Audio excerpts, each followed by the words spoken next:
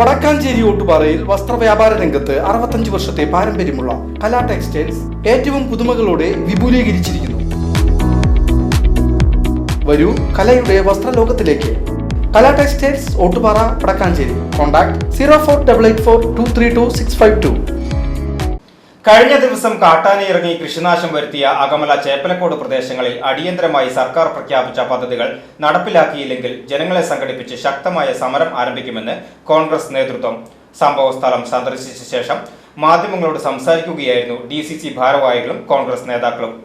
വന്യജീവികൾ നാട്ടിലിറങ്ങി കാർഷിക ഉൽപ്പന്നങ്ങളും ഉപജീവന മാർഗങ്ങളും മനുഷ്യജീവനുകൾക്ക് ഭീഷണി ഉയർത്തിയിട്ടും വനവകുപ്പും സംസ്ഥാന സർക്കാരും വലിയ അനാസ്ഥയാണ് കാണിക്കുന്നതെന്ന് കോൺഗ്രസ് നേതാക്കൾ കുറ്റപ്പെടുത്തി.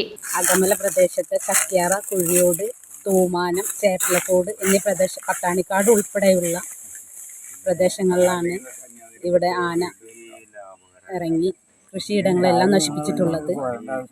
ജീവനും സ്വത്തിനും വരെ ജനങ്ങൾക്ക് ഭീഷണിയായി തീർന്നിരിക്കുന്ന ഈ കാട്ടാനക്കൂട്ടം എത്രയും പെട്ടെന്ന് ഇവിടുന്ന് തുരത്തുന്നതിന് വേണ്ടിയിട്ട് വേണ്ടുന്ന നിയമ നടപടികളും ചെയ്യണം എന്നതാണ് ഉദ്യോഗസ്ഥരോടും മറ്റുള്ള മേധാവികളോടും എനിക്ക് ഡിവിഷൻ കൗൺസിലർ എന്നുള്ള നിലയ്ക്ക് പറയാനുള്ളത്. വടക്കാഞ്ചേരിയിൽ വാഴാനി, അകമല, അസുരൻകുണ്ട് എന്നീ വനമേഖലയിൽ കാട്ടാനകൾ ഇറങ്ങാൻ തുടങ്ങിയിട്ട് 1 വർഷത്തിലധികമായി. കാട്ടുപന്നിയെ പിടികൂടാനായി സ്വകാര്യ വ്യക്തിയുടെ തോട്ടത്തിൽ സ്ഥാപിച്ച വൈദ്യുതി കെണിയിൽ ഒരു ആന കൊല്ലപ്പെട്ടതും അകമലയിലാണ്.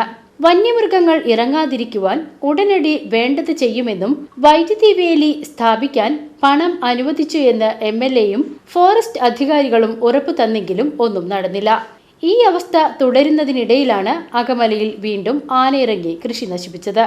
ഈ സാഹചര്യത്തിൽ അടിയന്തരമായി സർക്കാർ പ്രഖ്യാപിച്ച പദ്ധതികൾ നടപ്പിലാക്കിയില്ലെങ്കിൽ ജനങ്ങളെ സംഘടിപ്പിച്ചുകൊണ്ട് ശക്തമായ സമരം ആരംഭിക്കുമെന്ന് സ്ഥലം സന്ദർശിച്ച DCC ഭാരവാഹികളായ K. Ajith Kumar, Shahida Rahman, division councillor Bushra Rasheed, മണ്ഡലം പ്രസിഡന്റ് ബിജു ഇസ്മായിൽ, നേതാക്കളായ AS ഹംസ, ശശി മംഗലം, CR രാധാകൃഷ്ണൻ എന്നിവർ അറിയിച്ചു.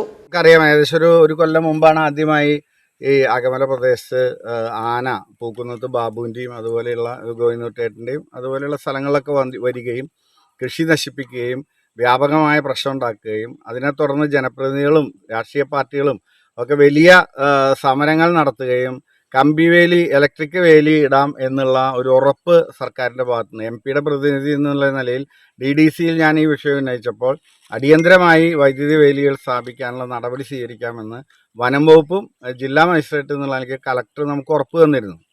പക്ഷെ അതിന് ശേഷം നിരവധി തവണ വാഴാനിയിലെ കാടിൻ്റെ വിവിധ ഭാഗങ്ങളിൽ, ഇപ്പോൾ നമുക്കറിയാം വാഴാനി ആദിവാസി കോളനിയുടെ പ്രദേശത്തായാലും അങ്ങോട്ട് മണലിത്ര മേഖലയിലായാലും എല്ലാ മേഖലയിലും ആന പ്രാദേശികമായി ഇറങ്ങുകയും കൃഷി നശിപ്പിക്കുകയും ആളുകളെ എന്തുകൊണ്ട് ഉപദ്രവിച്ചിട്ടില്ല, അത് ആളുകൾ മുന്നിൽ പെടാത്തത് കൊണ്ടാണ് എന്നാണ് എനിക്ക് തോന്നുന്നത്. വലിയ പ്രശ്നമുണ്ട്. മനുഷ്യനും മൃഗങ്ങളും തമ്മിലുള്ള സംഘർഷം നൂറ്റാണ്ടുകളുടെ പഴക്കമുണ്ട്.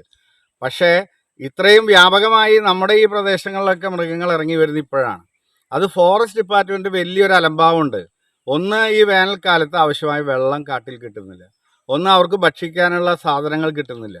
അപ്പോൾ സ്വാഭാവികമായി ഇതൊക്കെ വലിയ കോടികളുടെ പദ്ധതികൾ കേന്ദ്ര സർക്കാരിൻ്റെയും വേൾഡ് ബാങ്കിൻ്റെയും ഒക്കെ ഉണ്ട്.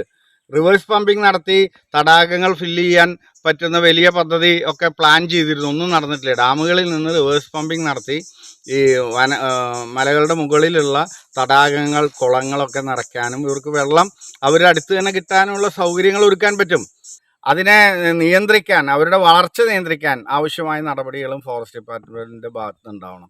അതല്ലെങ്കിൽ അതിശക്തമായ സമരമാർഗങ്ങളിലേക്ക് കർഷകരും ജനങ്ങളും പോകേണ്ട ഒരു സ്ഥിതി വരും എന്നാണ് ഞങ്ങൾക്ക് പറയാനുള്ളത്. BCV news, Akamala.